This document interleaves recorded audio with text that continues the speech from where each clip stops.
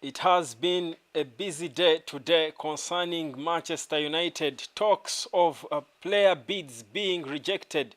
The takeover gets us an update for one more time in a space of so many days where there is a lot to talk about Manchester United. Welcome to the hotspot.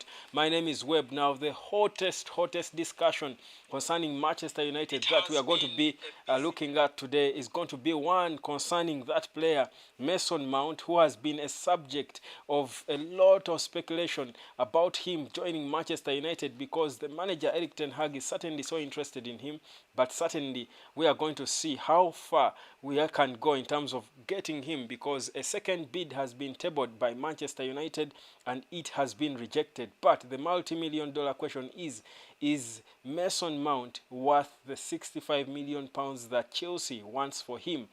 We are going to be discussing all that, but let me first give you some news and updates concerning the biggest football club in the world. In case you haven't received any of it, I'm here to give it to you like I promised. Welcome aboard. Good morning, good evening, good afternoon. I do remind you to do subscribe if you haven't already. If you have, thank you so much, but I again remind you to smash the notification button because there's a lot of news. Now let me start off with news concerning the takeover, because I know for a fact that many of us have been waiting for something concerning the takeover. Now, there are two interesting reports that came out today. One from the US, the other coming through from France, that is from Nice, where Sir Jim Ratcliffe owns the football club, Nice. Now, these are the two reports. The first report that came out earlier from Nice suggested that Sir Jim Ratcliffe and Ineos have become frustrated and they have lost trust in their bidding process and they are giving up on the whole takeover thing.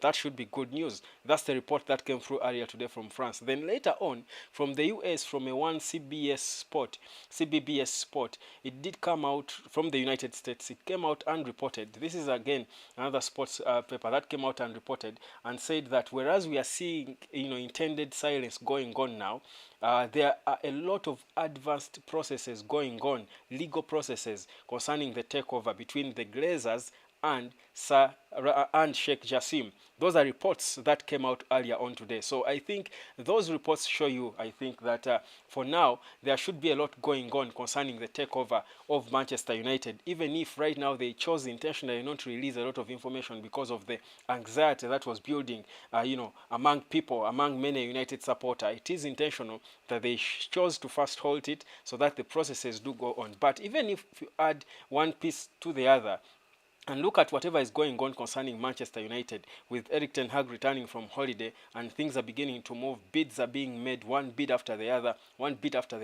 It shows you that probably internally they know what's going on. The legal processes are going on, and very soon we will be getting the confirmation that Sheikh Jassim is the new owner of Manchester United. Guys, subscribe because the conversation is just starting. This is going to be a hot and brutal one because I think to some extent I will be venting. I do want you to join me if you agree or disagree with my opinions about the whole situation concerning Mason Mount, but also the other players we are looking at.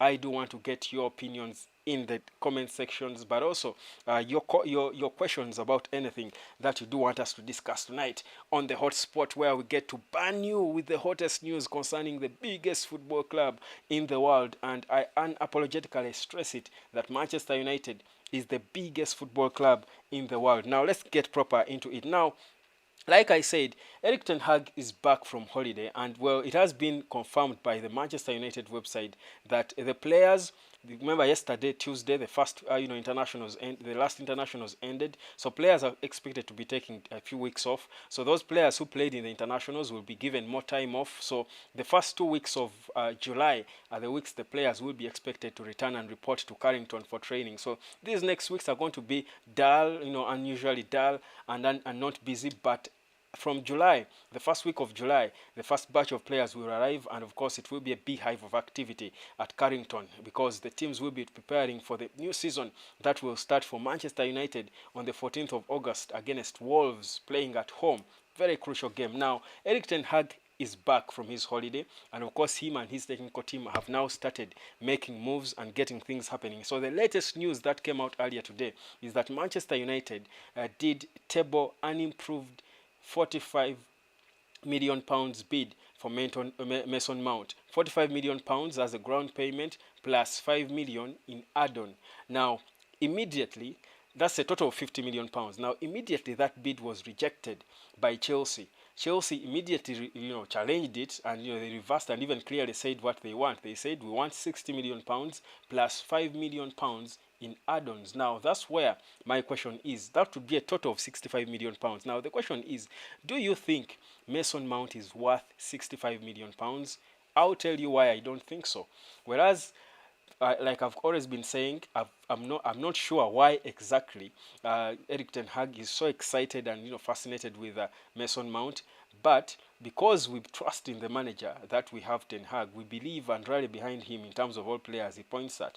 But and United has been clear from the start, United has not been willing to overpay for Mason Mount. I will be surprised if Manchester United add 1 pence, just £1, 1 extra pound in their bid for Mason Mount. I think again it will take me back to the bad negotiation we are known for. I first of all think 45 million already is way too much for Mason Mount. Left, he's 24, yes, he's young. He's English, of course, he has won a few titles, won the Champions League as well. That is playing for Chelsea. But I don't think Mount is worth anything more than 40. Well, this is his market valuation.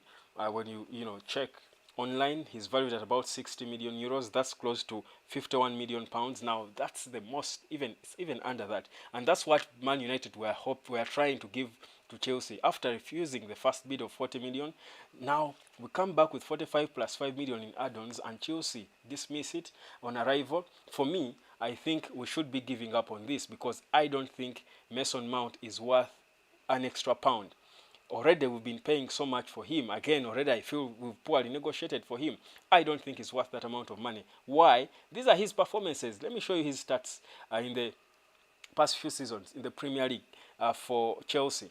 Whereas last season, yes, he's been disturbed by injuries, but of course that is part of the things you buy. I mean, for a player, injuries are part of football, so you cannot say the reason he's not been performing so well is because of injuries. I mean, it's part of the game. Well, it is what it is. Anthony Martial is a good footballer. He's not been performing for Man United because of injuries. It is part of the game. Injuries are part of the game. And of course, I welcome you, Opolot Sadiq, saying good evening, everyone. Opolot, good evening to you as well. But we are talking Mason Mount, of course, but also we'll be talking more about the other news concerning United, the other transfers. I will remind those who are just joining us as well about the situation when it comes to the takeover, because there are new developments coming through. But let me first give you the stats of Mason Mount. Now, that was him last season, 2022-2023 season. He played only 24 matches for Chelsea, scored only 3 goals and assisted twice in the 24 matches. Is that 65 million pounds football? I don't think so. The season before, probably his best, played 32 games, scored 11 goals and assisted 10 times. Now that was decent, yeah? The season before that, 36 games, 6 goals and 5 assists. His first full season in the Premier League, played 37 games, only missed 1 game, scored 7 goals and assisted 5 times. Now for me, when I look at those stats, for me, I do not in any way think those are stats worth 65 million pounds. More so, if you are Manchester United, if it is Al Hilal or Al Ahly in Saudi Arabia coming with that money, perhaps it's even less. But for Manchester United, in the current situation we are in, we are not sure of how much money we will have to spend. We have bigger problems to sort. You cannot be spending anything more than 45 million pounds in cash for Mason Mount. I don't think so.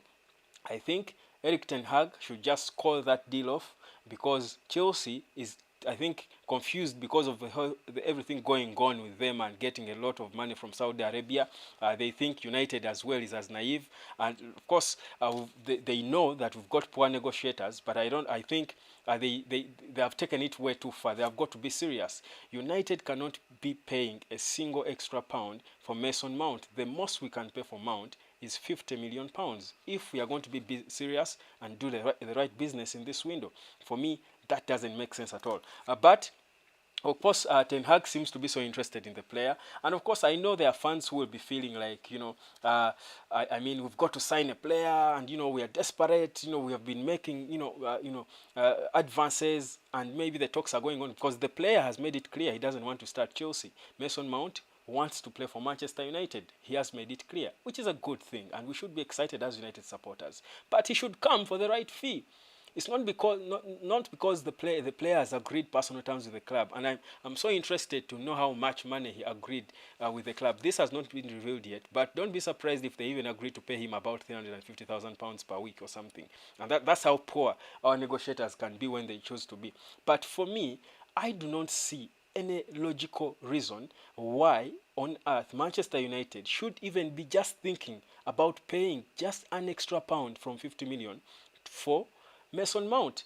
Cheswa Bashir is asking about a new update. Well, I'll tell you another. I'll go back and tell you more updates about the takeover, but also the players we are linked to, including Nicolo Barella. We'll talk about him in a bit. Cheshwa Basil and Bash Wakenzo. Well, Bash, good to have you. Senoga Ramazan, good to have you. Good evening. I'm watching. Thank you, Senoga. Thank you, Opolot Sadiq. And of course, all the other guys who are coming through, not in the comment sections. Guys, let's engage. Let's talk about this together. Drop into the comment section and let us converse about this, because we are not going to be here seated, comfortable in the comfort of our homes and houses, watching Manchester United be ripped off in broad daylight.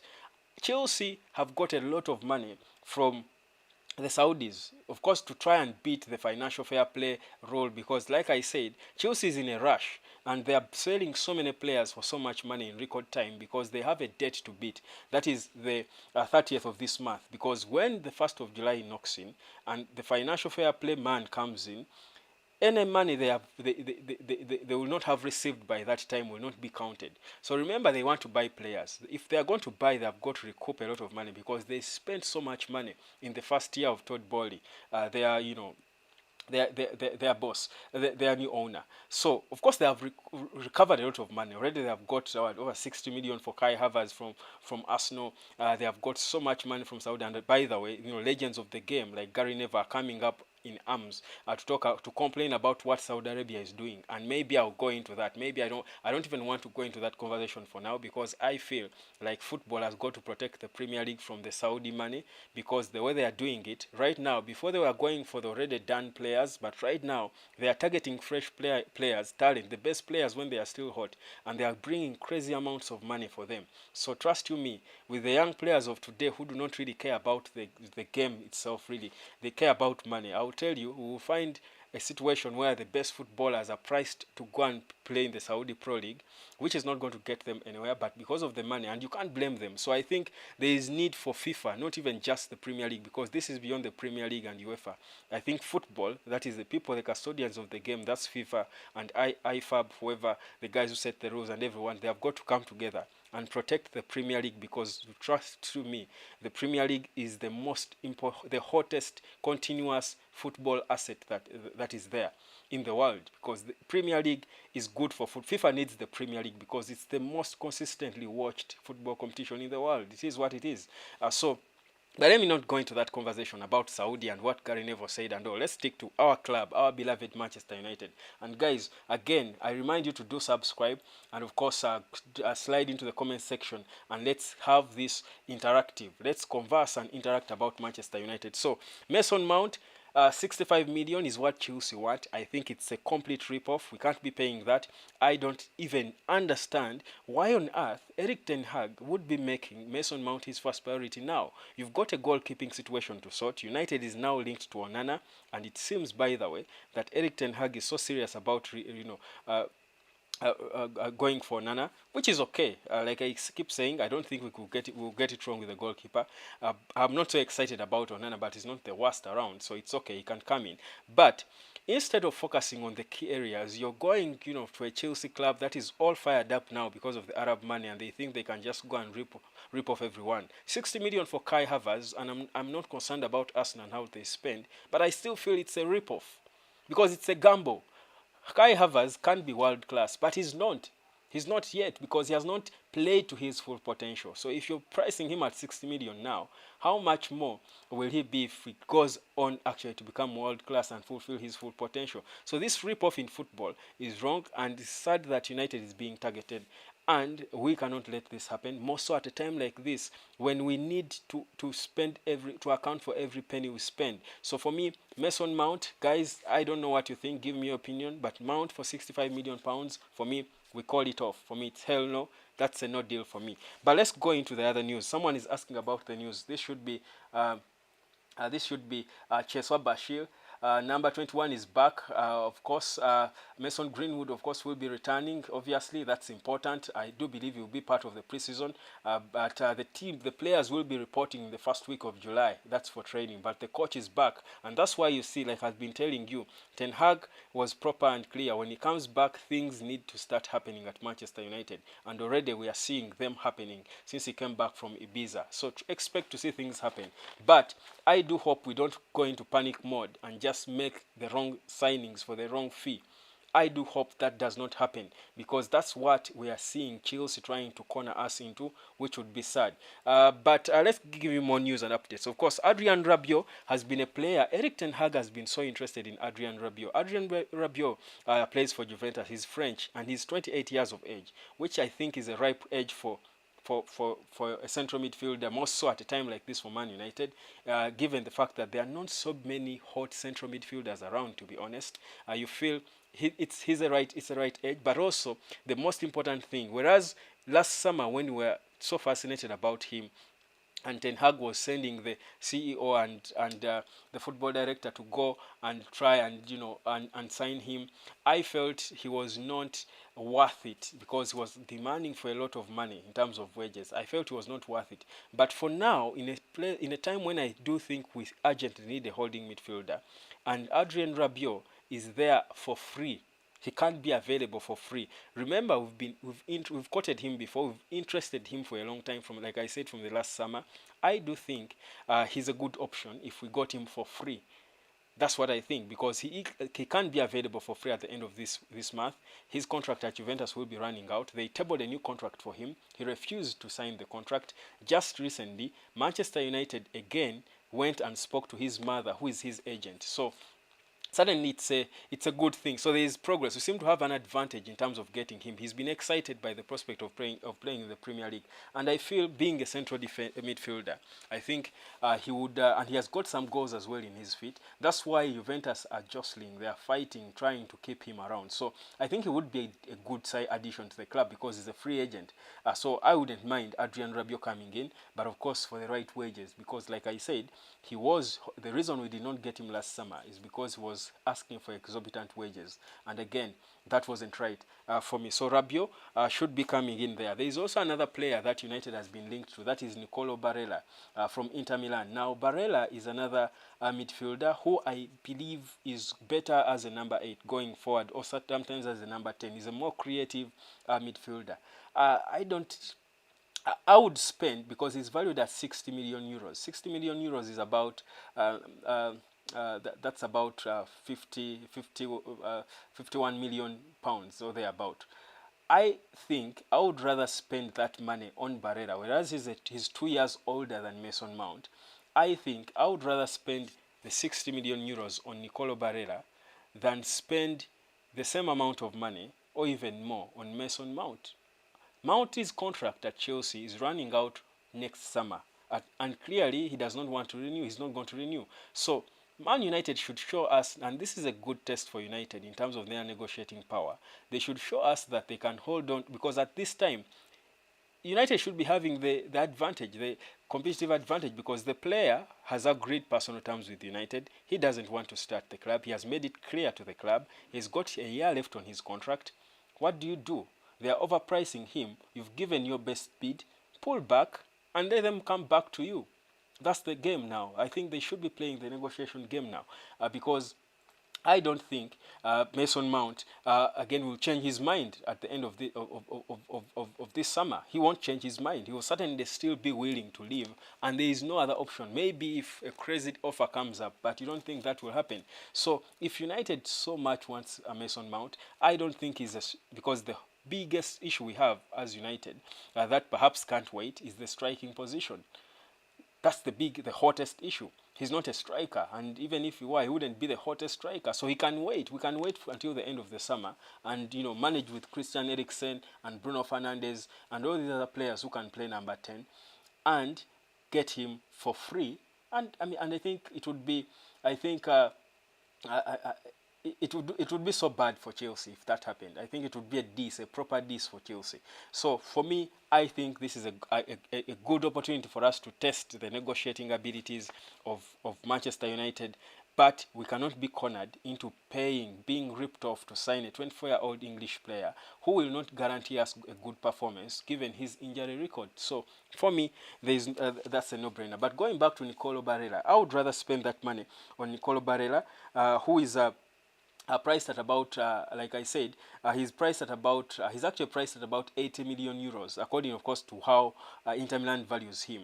That's about 68 million pounds, but that can go down. I do know that it's the asking price according to Inter would be 80 million euros, which is 68 million pounds. But I would still pay the 68 million pounds if I want a creative, skillful midfielder. I would pay 68 million for Nicolo Barella, who is 26. He scored 6 goals coming through the midfield for Inter Milan last season. He's a two-time Serie A winner. He has won the Coppa Italia, I think, twice. He has won titles. He's established. Whereas Mason Mount has won the Champions League with Chelsea, I do not see him compare to Nicolo Barella, even in terms of skill and talent. So, in terms of midfielders, if we really badly need one, we would sign Nicolo Barella, though not now. We wouldn't be spending 68 million pounds on Barella before addressing the elephant in the room, which is the goalkeeping and the striking positions for us. So the priorities have got to be clear for Erik Ten Hag and, of course, the entire Manchester United fraternity. But guys, I do remind you to do subscribe if you haven't. Now, just to give you some news, as I talk transfers, I want to keep mixing it and giving you some latest news concerning the takeover. Now, there are 2 reports that are interesting that came out today, earlier on today. One came from Nice. This is from France, in Nice, where Sir Jim Ratcliffe, one of the guys bidding to own Manchester United, owns the club, that is Nice. The report that came out said that the Sir Jim Ratcliffe and his Ineos group are growing increasingly frustrated with the whole bidding process and takeover process because they have been locked out. Like I told you here, the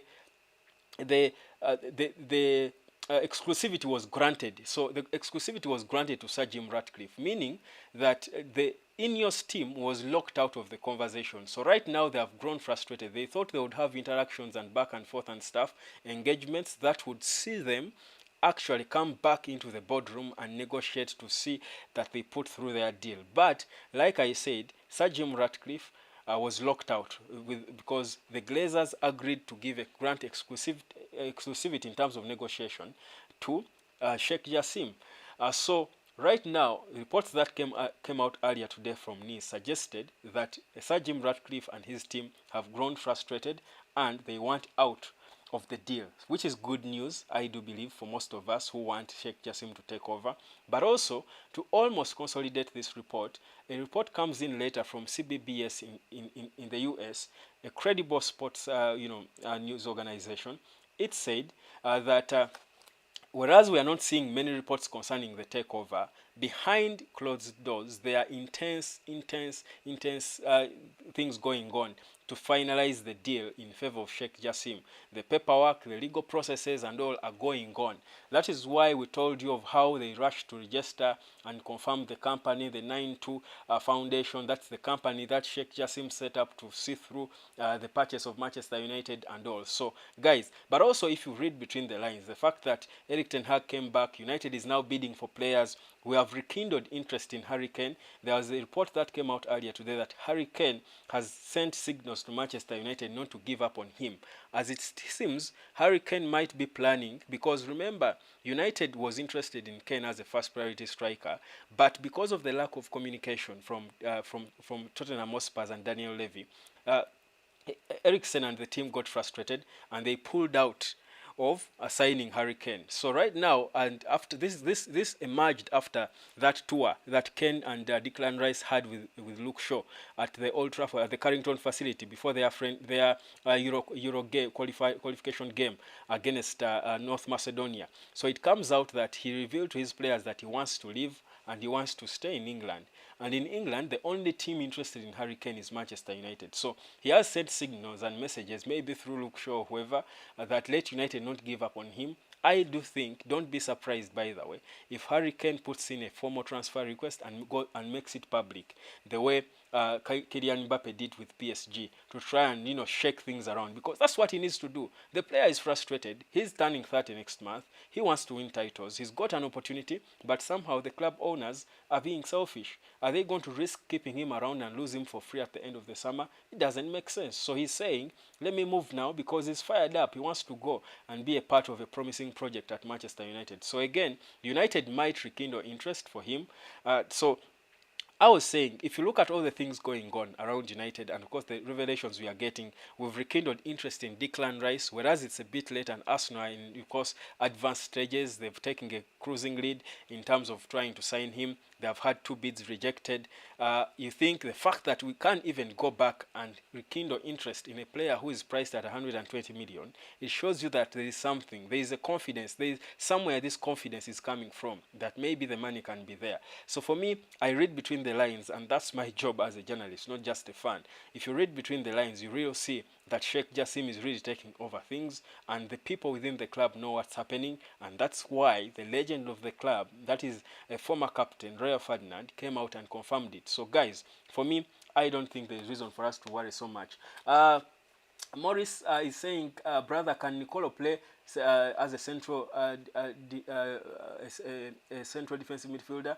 Yes, he can, though I think in the Premier League it would be risky, because his style of play, he loves to dance around with the ball, if you know what I mean. He's fancy in his style. He loves to try out things and stuff, and you don't want to have a player, a central defender, a central midfielder rather, play around with the ball so much like that, more so in the Premier League, which is so direct and pacey. So he can, but I don't think it would be a right position for him. He's more good playing closer to the forwards than playing closer to the back line. So he's better there. But he can play that role certainly. But he's so good on the ball. He's so talented. He's so skillful. And that's why I would risk paying 68 million for him. But not 65 million for Mason Mount. Victor Samko saying Mason Mount is not worth the trouble of 65 million pounds at all. Leave it and walk away. Thank you. I wish I could, there is an emoji that could shake hands. I would just shake hands with you, Victor Samko. Emmanuel Ogbu saying, you always got our back with all the updates we need. Loves you, brother. Thank you, my brother Emmanuel Ogbu. It's the love for the badge, love for this badge. Thank you so much for being a part of it. Thank you. Then Morris saying, any news about Rabiot? Yes, I was saying that Manchester United, by the way, it was revealed that United had spoken to Rabiot again months ago, but the first time we spoke to Rabiot was in the last summer, because it was close. They had agreed with the clubs and how much we would pay and all, but the personal terms are what failed us, because the club, rather the player, wanted crazy wages which was not worth. And I credit, of course, the John Matters and Richard Arnold of this world for agreeing and accepting not to give him crazy wages.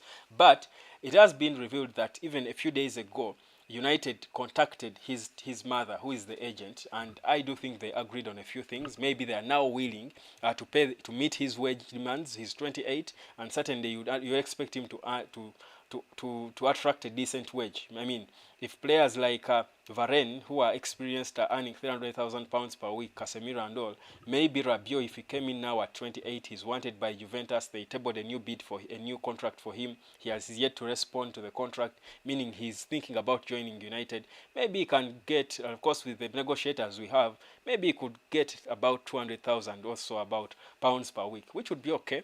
For a player his age, the maturity and all, because he'll come in and fit in directly in the Man United team. But yeah, That's the news about Rabiot, and I do think actually we could get him. I don't mind us getting him. He's not the most exciting, but we need a central midfielder, and he's there for free. He's available for free. So for me, and the fact is the coach wants him. He has been so intent on signing him, and that's important for a player. That's why he will choose us, I do believe.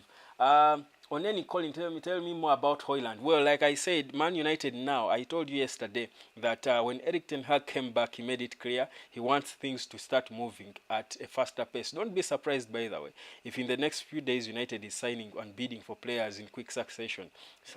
Erik Ten Hag wants, by the time the players report to training on the 1st of July, he has nearly a full house. By the time we go for preseason, things should be proper. There is no back and forth, no more late signings and stuff. So already they are putting together a bid for Rasmus Hojlund. That's already happening. Man United are putting, of course, it's a matter of when they will table the bid, but they are putting it together, an initial bid which is believed to be in the region of 35 million euros or thereabout. But of course, Atalanta will be hoping they can negotiate and, of course, have it increased and all. But yeah, the bid is being prepared. But for now, what has been tabled is a second bid for Mason Mount, and I do hope it does not go anywhere higher than that. At 45 million pounds plus 5 million in add-ons. But Chelsea say they want 60 million plus 5 million in add-ons, which is a complete proper rip-off. And just like me and Victor Samko agree, we cannot be thinking about going back there. Let them come back to us. They will, I do believe, because I don't think they will be risking to lose the player for free. And I don't think Mount wants to go to play in Saudi. Please, is Greenwood going to play for us this season? Most likely, I do think so. I hope so. The only good step we have now is the fact that he was left in the list of retained players at the club. If he wasn't going to play, Greenwood is a key player in the plans of Erik Ten Hag. He has him deep in his plans. So for me, I have no worry and concern about Greenwood. I do think at the right time he's going to come back. Him playing this season will depend, I think, on how he's reintroduced into the game. Because, of course, you know, sections of the people, or I think half of the female team doesn't want him back at United. And maybe the sponsors, of course, there is a lot surrounding Greenwood and all. But the manager wants him. His teammates want him. The courts of law acquitted him. So there are no charges on him. So legally, technically, he should be free to play. And if the club want you, you're a 21-year-old, you've got a contract until 2025, why on earth aren't you playing? So for me, I think we shall have Greenwood. And also given the fact that we do know that the Glazers will be leaving, I don't think Sheikh Jassim will care so much about what whichever sponsors are saying. For as long as legally the player is acquitted of charges, he should be able to play. Tell me about the bid for the team. Cheswa Bashir, I think, is talking about the takeover. I think that's what he's asking. Yes, the takeover issue is the latest that is coming through concerning the takeover is that there are reports that are coming through both from Nice, that is in France, where Nice is owned by Sir Jim Ratcliffe, the man bidding to buy Manchester United. They say the man is frustrated and he doesn't want. He has given up on getting Manchester United.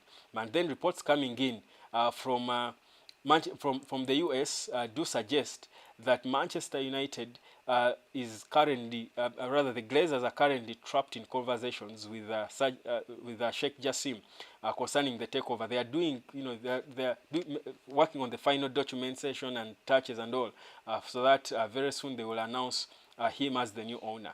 So that's what's going on. Someone is asking about Lisandro Martinez. Who is this? Let me get the name. It is Oneni Collins saying, is Martinez back from injury? Now, yes, he is what the Manchester United website has just confirmed today, that Martinez, and I saw the post, Lisandro Martinez posted on his social media today to suggest that he's making good progress from his foot injury. So yes, he's making good progress. Maybe by the time we return for preseason, he will be doing okay. So Oneni Collins, there is some progress for him. So is Van de Beek, and of course Anthony Martial and Anthony Dos Santos. They are all progressing well. I would rather go with Lavia than Rice. I think so. I think Rice is overrated. 120 million pounds for Rice is crazy. It's insane. there is a way the transfer market is becoming crazy now, and I think UEFA needs to do more to regulate it. I don't see the justification for Declan Rice going for 120 million. But again, uh, I mean, seems clubs are fighting and jostling for him. Man United is interested. I don't want to hear talk of United going back to try and bid for him, but United is interested. Bayern was interested. Man City and Pep were also linked to him. I don't get it, but he's not worth 120. Even the 80 that Arsenal first bid for him, I think, was on the higher side. I would rather go with Lavia than Rice. Of course, what Rice gives you is that he's more established, but also Rice can play in two roles. He can play both as CDM and as an attacking midfielder. Here we've seen him do it at West Ham. When they were trying to fight relegation, he was playing more defensively, closer to the goal, and he was doing it quite well. And then, of course, his natural position is more in the creative department. But regardless, I don't think he's worth whatever the hype and all. But of course, he's English. English players are highly rated.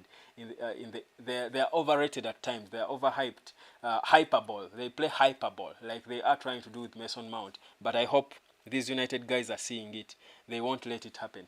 I'd rather go there. Okay, Emmanuel Ogbu saying, is Anthony really going to be arrested? Best on the problem he's into with the girlfriend. Well, let's see what happens with that.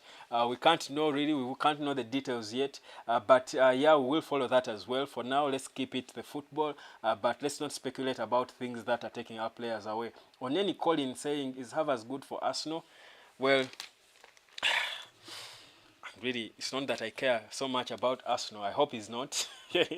I hope he's a flop, because I actually think they overpaid. They are going to overpay for him. But yeah, Havertz is headed to Arsenal. Real Madrid had flattered him as well. Maybe coaches see something great in him, and he's a decent footballer. But I don't think he's world class. So for me, well, he's not a threat for me. I think we can get Rasmus Hojlund. Even if we don't get another world-class striker, I think Rasmus Hojlund can match him. Given, of course, the players around him, if we get the right players around him, more so if Mason Greenwood and Marcus Rashford are there, I really don't think Kai Havertz would be a threat flying in from Arsenal, really. We'll see, but yeah, he has the attributes of a good striker. I had Thierry Henry praising him and all, but he hasn't proved to us. There is no one season I've watched Kai Havertz and I'm thinking, what a player. I think he hasn't mesmerized me. And of course, but if you look around today in football, there are not so many world-class strikers. Speaking of world-class strikers, according to a report that came out earlier today, Napoli's first asking price for Victor Osimhen is 180 million euros. Isn't it crazy? Isn't it insane? Isn't that insane? That's how crazy things are happening. But anyhow, let's move on and talk about Man United and of course whatever is going on with the club. I spoke about Adrien Rabiot, and guys, you can keep dropping them questions and of course comments about the whole situation. The takeover, like I said, the takeover seems to be headed the right way. Someone is asking more on Timber. Yes, Julian Timber, I think Arsenal are still taking a cruising lead in terms of trying to sign him. I don't think United are so focused on him yet. I think the key areas that Ten Hag on his return is focused on for now, I think, of course, Mount. Yes, clearly, he is focused on Mount for whichever reason. But yeah, the attacking midfield position or the number 10 role, a striker, and a goalkeeper. And of course, the goalkeeper now seems to be Onana, who is the first priority, as they hope and try to see whether they are going to let go of David De Gea. If De Gea goes, I think United will sign 2 goalkeepers because the money seems to be there. I've really not been happy with us losing Kim Min-jae. Yeah, no one has been, to be honest. No one. I think Kim Min-jae was one of the most exciting speculation and players we are linked with. But because of the takeover and the uncertainty, and of course that made us slow, it crippled us, obviously. That's why we are slow in making bids and stuff. Certainly, Bayern Munich comes up and they excite him. So, but it's never say never until it's done, because again, like if it is in football, Man United has always been known for being, like Sir Alex Ferguson made us become. We are the team known for coming back and overturning results and winning games in the dying minutes, at the death, in the late minutes of added time. Even we've won trebles, scoring goals in the few dying minutes, 2 goals in the last minutes of added time. So If it's the same, to relate it to football, a football scenario, we are in a situation where Bayern, it is 5 minutes to the end of the game. Bayern Munich is leading by 2 goals to 0, playing Manchester United in a cup final. Take it back to 1999 in the UEFA Champions League final. This is the scenario we're in. So Bayern Munich is getting their revenge. It is 2 minutes to the end of the game. We get a corner. David Beckham is on it, and Ole Gunnar Solskjaer is playing. You can't rule out the fact that we can still score that goal. So that's the same. So whereas Bayern Munich are taking a cruising lead, I think we can do a 1999 and snatch back Kim Min-jae and get him. Of course, the chances are slim, but it can happen. That's the beauty of football, and more so if you're playing against Man United. So Bayern Munich better know that. For me, I said it before some time here, and I'll be sad certainly if Kim Min-jae doesn't come, but he's one of the players I felt more than confident he was going to be joining United. But of course the situation could not allow that because of the back and forth, and of course the player being excited and wanting to leave. He refused to extend his contract with Napoli, but the club United excited him, but they were not doing anything conclusive in terms of agreeing terms with the club, with Napoli. So Bayern comes in and they excite him, so you won't blame him. But I do still think, with the way things are unfolding at United, thick and fast.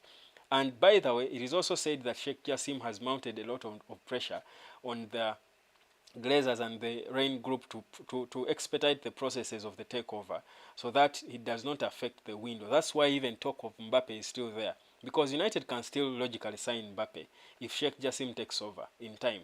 We can still sign Mbappe and price him out of his misery at Paris Saint-Germain. Because clear the debt and then avail more money, sell a few players, then avail more money for transfers. So you can still sign Kylian Mbappe. And like I keep saying, if we sign Mbappe, half or 3/4 of our problems will be solved. Even if David De Gea stayed, if you have Mbappe scoring the goals, for whichever mistake De Gea would make, Mbappe would I think, you know, would score, equalize with 2 more goals. They would double the goals or something. So for me, yeah, I think there's a lot of things to be positive about Manchester United and whatever is going on. Now, another thing I want to talk about is of what's going on with the Saudi guys and how they are slowly and stealthily coming into the game and trying to spoil the Premier League. I feel like before it came, of course, started slow. They first targeted the older players, getting players in the evening of their careers and all, and you know, sign them. But I do think. Uh, okay, Auma Moses asking, bro, how are you? Have you got any update about M Mouth? I don't know what's that. Are you trying to say Mason Mount? I didn't get that. M Mouth, who is that? Help me there, Aumo.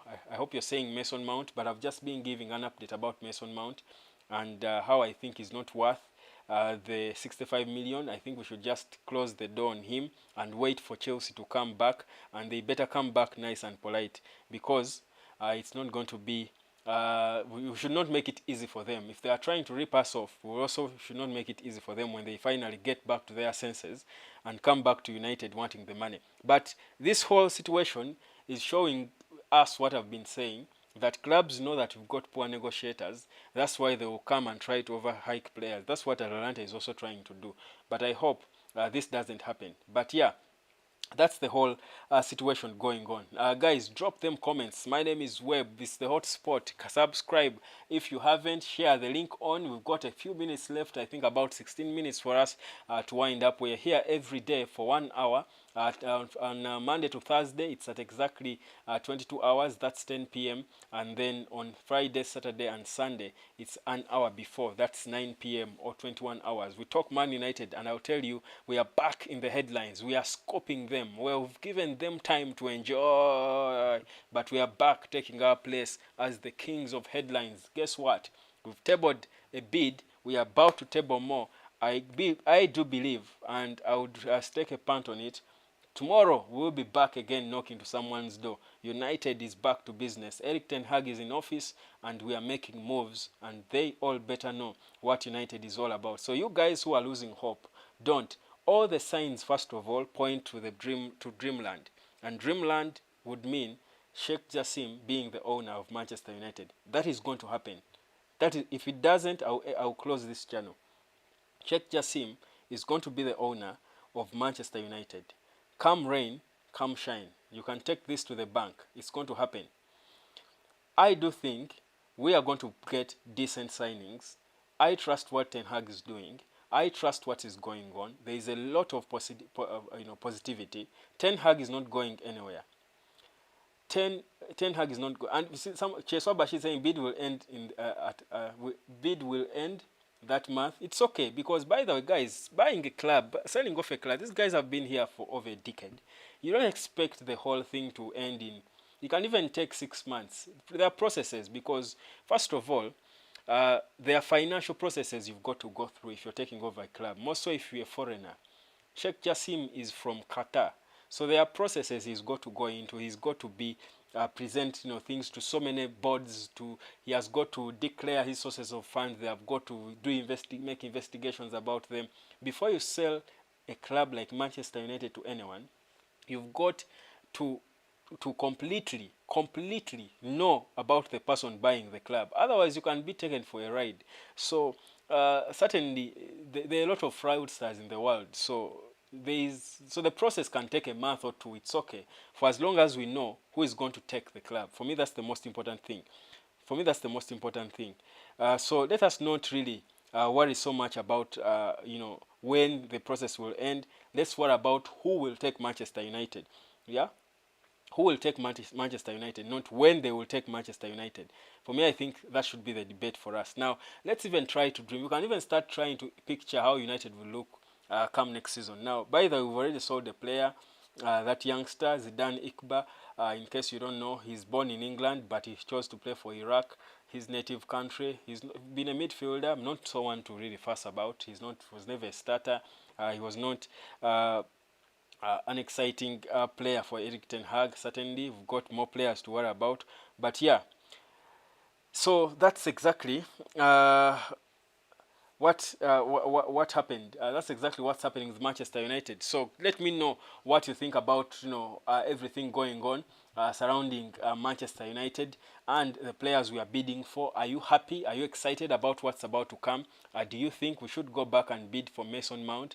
Maybe let me even put it to you. In terms of priority for you as a United supporter, seeing the situation we are in, which players or departments should we be prioritizing? Because we've been linked to so many players in all departments of the pitch. But we need to focus. If you're going to fetch, you need to focus if you're going to capture and get players. In your view, which departments and which players should we be focused on in this window? Who should be our first priorities? And for me, if we answer that, for me, that's where we're going to get the inspiration to go out there and attack the next season like the kings of football in the UK that we are. But let me know what you think in the comment section. Which players do you think we should be prioritizing? But also, how much is Mason Mount worth? Is he worth £65 million? Give me your opinion about that. Of course, a few of you have dropped your opinion. Someone is talking about Lavia, and that was Morris, but Lavia seems to be destined for Arsenal. Arsenal have made steps. Again, like I've continuously said, the fact that we've had a lot of uncertainty, we have not been making moves, but the positive now is that the manager is back from holiday and we are beginning to get down to business. We are working. We are seeing things happen. We are seeing progress. We are seeing things happening. And that's so important. And it I think, brings a ray of hope, a ray of positivity. So it's a good thing. We are even now being linked to players we had dropped interest in. Players like Declan Rice. I don't want us to bid for Declan Rice, to be honest. If we have that kind of money, we should be using it to buy a striker. I don't care whether it's Harry Kane or Victor Osimhen. We shouldn't be using that money to buy Declan Rice. If we have 100 million or even 80 or 90, we would rather spend it on Harry Kane. We can't be spending it on Declan Rice. But the fact that we are even thinking about going back and rekindling that interest in him, it shows you that maybe we have the money now and the funds to spend. So it's a matter of spending, and things are happening. Things are happening for Manchester United. We do hope we are not ripped off. We do hope our money is protected. We cannot be ripped off in any way. But yeah, guys, those who are just joining, the update concerning the takeover is that in Nice, they report that, that's in France, it is reported that Sir Jim Ratcliffe has grown frustrated and he's been locked out of the process because it is true they have granted exclusivity in terms of negotiation to Sheikh Jassim, and things seem to be going on well. So Jim Ratcliffe, I think, is cancelled. Celebration time. Then the other reports coming in from the US do suggest that whereas there is silence, which is intended, because if you want to focus on achieving certain things and ticking boxes, you want some bit of silence. I mean, the media can show you, and they prove to the world that the media can be crazy. So if you want to go through processes and expedite them, you've got to be silent at some point. That's why they are not leaking any more information concerning the takeover. But it is because behind closed doors, these guys are busy trying to finalize the processes to hand over properly to Sheikh Jassim, who will then start his process. And it is said Jassim wants, his team wants to land Kylian Mbappe. They want to land with Kylian Mbappe to make a statement that, guess what, we are here and Manchester City should know who runs Manchester. So that's why it is believed they do want to sign Kylian Mbappe, and Mbappe is confident it's going to happen. That's why he had the confidence to go and attack his own club and say he wants out. He's not signing contracts. He carelessly and freely responds to the club, like he just knows he doesn't want to be there anymore because he knows there is someone ready to take him. Yes, the other clubs are doing business, but yeah, Manchester United is also about to do business. I was beginning to talk about today's news. We're saying that we're about to get Hojlund. It's truly, yes, like I said, guys, like I told you yesterday, I think I broke this. I told you much when Ten Hag, the first thing Ten Hag said when he returned from holiday from Ibiza was that prepare a bid for Rasmus Hojlund, because Erik Ten Hag does not want to risk when it comes to the striking position. He knows how important it is. He knows that Manchester City has got a Erling Haaland who in the setup he is able to score 36 goals, yet he has missed first 6 games in the season. So he knows he has got to sign a striker. And when you look around, one of the strikers is looked at as one for the future is Rasmus Hojlund. So that's why he has been so clear that please, please, please bring Erling Haaland. So he has ordered and directed his team to prepare the bid for Erling Haaland next. So after the whole Mason Mount and all, United will be bidding for Rasmus Hojlund, because like I said, Rabiot, the conversation, the talks have been going on. They spoke to the mom again, who is the agent, and he's a free agent, so there is no bid to make. Just agree personal terms with the player, and if he's convinced he's not going to sign a new contract at the end of this month, let him come and join, agree on wages, pay him. So the next bid United will be tabling, and get this from me, will be for Rasmus Hojlund. Remember, I even told you before that Atalanta had a bid rejected, but they did not mention from who. There is a club that tabled a 35 million euros bid for Rasmus Hojlund. That's about 2.5 weeks ago. But it was not mentioned who, which club. It was not mentioned which club. So it's very important that we take note of that. Now, of course, there is a lot going on in football. Of course, the Champions League draws as well. Someone is asking, I think I saw a question about the draws. Cheswa Bashir, tell me about the Champions League group draw, bro. Well, I'll tell you about that in a bit. I think before I sum up the conversation for tonight, I think I've got about 5 more minutes. I will be telling you more about that. But yeah, I think Hojlund is going to join United. I have no doubt. The player has told the club he wants to join Manchester United. They agreed personal terms. United were agreed personal terms with the player. United is just now preparing the bid as directed by Erik Ten Hag. So that should be exciting news for Manchester United supporters. It's going to be an exciting thing. Guys, I sit back and reflect and try to imagine how next season is going to be, and to be honest, I think it's going to be competitive, so competitive, regardless which players we sign. I think it's going to be a very competitive season. It reminds me of I think which season was it, which was won by, I think it is Chelsea that won it with Jose Mourinho, when we had Jose Mourinho at Chelsea, Arsene Wenger of course at Arsenal, Sir Alex Ferguson at Man United. I think we are about to see such an exciting season of football, and I think it's going to be good for the game. I think it's going to be good for the league. We will now, this will be a proper test of this Manchester City, because I honestly think Manchester City has been bossing the Premier League because they have been having only one team to compete with. It has been either a few times Manchester United, no, not quite, but then Liverpool came in there. Then Arsenal tried, they punched above their weight, but they were way ahead of all the rest. I feel like next season could be the ultimate test to the real men in terms of football, and it will be exciting. And regardless which signings we make, United will always be competitive. So I think the next season is one we should be so excited about. Of course, there are certain, transfers are flying all over. In terms of commentary, I saw Sky getting Peter Drury back, and that's exciting because for me, from where I am, Peter Drury commentary is what we've been missing. We would love it. I just imagine the next season is going to be exciting, and there's every reason for us to be excited. We just need to pray that at least by the time the season comes around, Sheikh Jassim is in full control of the team, and there is no uncertainty about who owns the club and all, because we want to focus on the game.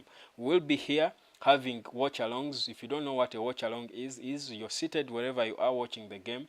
I am here, we are watching, I'm watching the game. Of course I won't stream the games live because I don't have those rights, but yeah, we'll be watching the game together as we banter about it, because like I say, football is good, is fun, is more interesting if you watch it together. Imagine if the entire world, we are together, we come together on the hot spot and we get to enjoy Manchester United playing.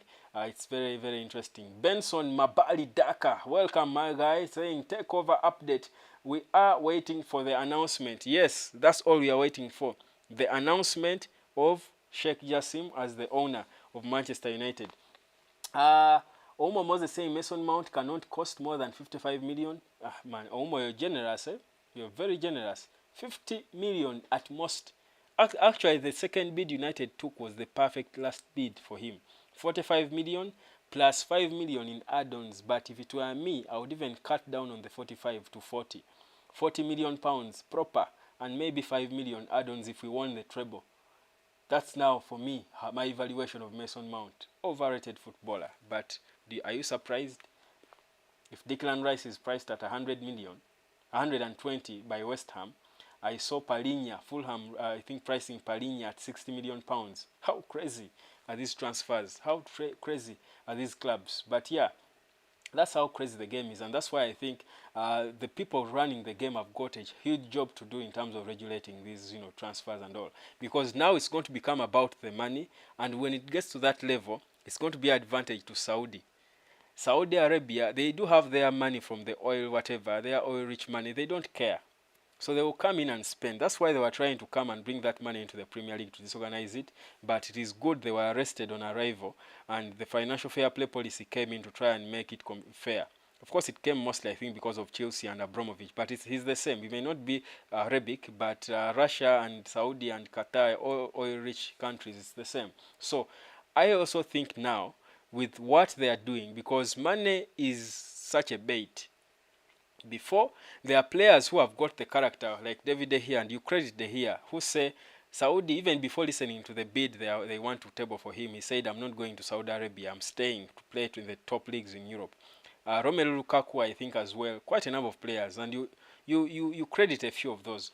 But think about it in 5 years from now, if this continues like this, trust me, the younger players who are growing now, they won't care about playing for Man United. They won't care about playing for Arsenal or Real Madrid. They will care about the money. And this Saudi Arabia will even be willing to pay more crazy money. So we'll be seeing players in their prime going to play in a farmers league, for lack of a better word, in the Saudi Pro League, which is not competitive. And trust you me, that will be so bad for football. So bad for football, because these guys have that money. I think the money is good, but they need to use it right for the growth of the game. Because, I mean, these countries, Saudi Arabia doesn't have a football culture. I mean, football is not really their culture, their thing. So even if they have the money, they don't have the structures, the foundation, the roots, the passion to grow the sport into what we see in the Premier League and these major leagues in the world. So I don't think it would be good for the game. And the people running the game of football should see it and come out so early now with what is happening at Chelsea. It should be a proper case study. They should find ways of working with the Premier League, with the Spanish League, with, of course, now most of the focus is on the Premier League, but even other leagues in Europe, they should find ways of protecting their talent by working with FIFA, with IFAB, whoever they have to, the right authorities, the relevant authorities, to ensure that they protect the game of football from these guys who have a lot of money. The reason clubs are now hiking players is because they know they have options from Saudi.